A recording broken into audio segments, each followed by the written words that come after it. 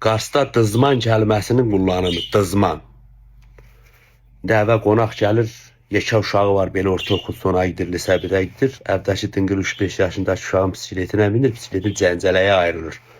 Babası oradan bağırır, ay yekə dızman, ay yekə dızman, ay qara vurğunluq, ağam bisikletini qıracam, ay yekə dızman. Bu şəkildə kullanılır. Ondan sonra bir baxırsan, yekə uşaq, balaca uşağı qısqanır evdə. Tamam mı? Gedir onun əlbisəsini giyinməyə. O balaca uşaqların montları, əlbisələri biraz daha cafcaflı olur ya. O da indi qardaşını qısqanır, gedir. Zorla üstünə giydirəcək. Əgər ona sən, yani qolun sığmaz heç. Zorla əlbisəyə giyinəcək, bir dənə anası görür, səni yekə dızman başın bassın görmə. Yekə dızman başın bassın. Uşağı paltarını yırtacar, Allah vurmuşsun dızmanı.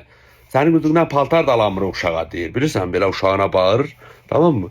Ya deyir, görmürsən mi paltar qaşlı olma, yekə dızman uşağı paltarını cıracan, nə ilə alacaq, Allah səni vursun görmə, yekə dızman.